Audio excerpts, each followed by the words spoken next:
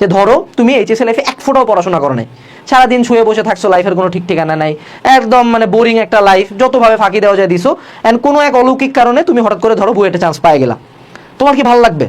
নাকি তুমি একটানা অনেক দিন পরিশ্রম করলা, বাকিদের চেয়ে পরিশ্রম করলা, সবাই তোমার উপর ডাউট করলো, ভাবলো যে এই ছেলেটা পারবে না, তুমি সবার কথা অতিক্রম করে পরিশ্রম করতে থাকলা, দেন তুমি যে চান্সটা পাইলা, কোনটা বেশি ভালো লাগবে?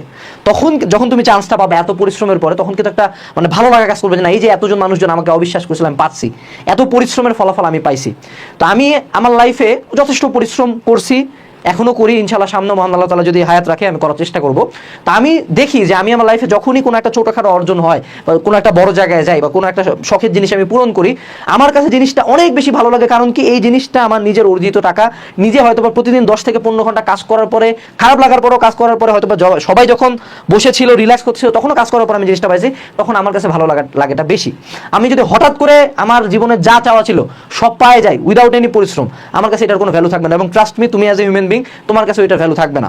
সো লাইফে চলতে চলতে অনেক সময় আমাদের মনে হয় যে এত বাল পরিশ্রম করে কি হবে, এত পড়তেছি, এত কাজ করতেছি, এত জিমে যাচ্ছি, এত কি, কালকে যদি হঠাৎ করে তুমি ঘুম থেকে উঠে কাপড় খুলে দেখো যে তোমার জন সিনার মতো ফিগার হয়ে গেছে, তোমার কাছে ভালো লাগবে না। বাট তুমি একটা না 5 বছর জিমে যায় কুত্তার মতো খাটে, যখন তোমার ফিগারটা ভালো হবে, ওই মাসেল হয়তো বা জন সিনা লেভেলে হবে না, বাট তখন ভালো লাগবে যে না, আমি নিজে এটা আর্ন করছি, অর্জন করছি। সো সামারি এইটাই, it's always about the journey. তুমি যে জিনিসটা মিস করো সেটা হলো, আমরা সবসময় এন্ড গোলটা চিন্তা করি, আমি বুয়েটে চান্স পাবো, আমি মেডিকেলে চান্স পাবো, আমি ঢাবিতে যাবো, আমি একটা পাবলিকে চান্স পাবো, আমি স্বপ্নের একটা বাড়িতে যাবো, আমি বিদেশে যাবো, আমি টাকা ইনকাম করবো, আমার বডি হবে ভালো, আমি প্রচুর জিনিস বাবা মার জন্য করতে পারবো।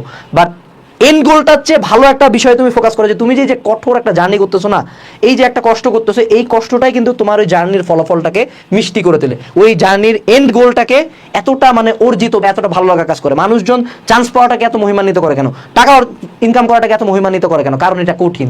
So embrace the journey, embrace the hard work, embrace the sleepless nights, embrace the hard times, embrace the hardships, embrace the disbeliefs, যে মানুষজন আমার উপর এক ফোঁটাও বিশ্বাস করে নাই, এগুলাকে জড়ায় ধরো, এগুলাকে নিজের আপন করে তোলো। কারণ এই জিনিসগুলাই যখন তুমি অতিক্রম করে উঠবা, এই কষ্টের টাইমগুলাই তোমার ভালো টাইমে খেয়াল হয়, তখন তোমার হাতে একটা রিজন আছে না, তখন আরো বেশি ভালো লাগবে, তখন ভালো লাগাটা মনে হয় যে না, অর্জন করছি। বাট হঠাৎ করে সব পায়ে গেলে তোমার কাছে কিছু ভালো লাগবে না। এই জন্যই লাইফে কিন্তু কোনো কিছু ফ্রি না। এই যে সিনারিওগুলো বললাম যে হঠাৎ করে 1 লাখ টাকা পায়ে গেলে, এটা তুমি কখনো পাবা না। So focus on the journey, জার্নিটাকে এনজয় করো।